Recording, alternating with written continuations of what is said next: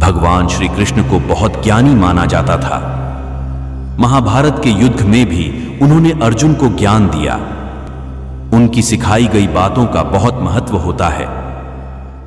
इनकी 10 बातों को आज के भाग दौड़ भरी जिंदगी में फॉलो करते हैं तो सफलता की गारंटी पक्की है। 1. श्री कृष्ण की सबसे खास बात यह थी कि वह किसी बने बनाए रास्ते पर नहीं चलते थे। वो अपना रास्ता खुद बनाते थे। वह मौके के हिसाब से अपने आप को बदल लेते थे। उदाहरण के रूप में आप उन्हें महाभारत में जरूरत के हिसाब से अपनी भूमिका बदली और अर्जुन के सारथी तक बन गए थे। 2. भगवान कृष्ण से दोस्तों करना सीखना चाहिए। उन्होंने हर मुश्किल वक्त में पांडवों का साथ दिया। ऐसा करके उन्होंने साबित किया कि दोस्त वही अच्छे और सच्चे होते हैं जो कठिन परिस्थिति में भी आपके साथ हो। ऐसे में आपको भी ऐसे दोस्ती बनाने चाहिए जो हर मुश्किल में आपके साथ रहें। 3. महाभारत के मैदान में अर्जुन ने भगवान कृष्ण से बहुत कुछ सीखा।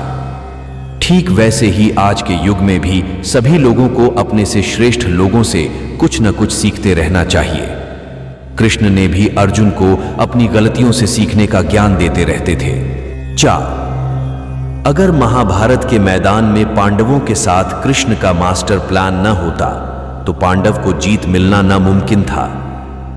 यही आज के समय पर भी लागू होता है कि किसी भी प्रतियोगी परीक्षा की तैयारी करने के लिए एक मास्टर प्लान जरूरी है।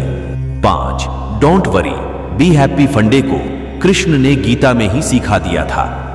उन्होंने कहा था कि क्यों व्यर्थ की चिंता करते हो। यह आज के समय पर भी लागू होती है। 6.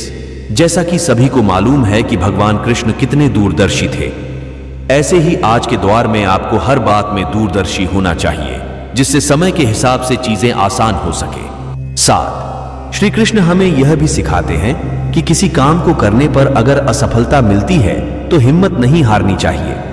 इसकी जगह पर उस हार के कारण को जानना चाहिए और उस पर काम करना चाहिए। इससे सफलता मिलने के चांसेस बढ़ जाते हैं। 8. किसी भी काम को करने के लिए अनुशासन की बहुत जरूरत होती है। कृष्ण ने भी व्यर्थ चिंता न करने और भविष्य की बजाय वर्तमान पर ध्यान केंद्रित करने का मंत्र दिया है। 9. दोस्ती की मिसाल जब दी जाती है तो भगवान कृष्ण और सुदामा का नाम पहले आता है। कृष्ण ने अपनी दोस्ती के दौरान भी अमीरी गरीबी नहीं देखी। यही आज के समय पर भी लागू होता है कि अपनी दोस्ती के बीच कभी भी अपने ओहदों को न लाएं। 10. भगवान कृष्ण की बुद्धि को सभी जानते हैं, इसलिए इन्हें कूटनीतिज्ञ भी कहते हैं। आज के समय में भी सीधे रास्ते से सब पाना आसान नहीं होता।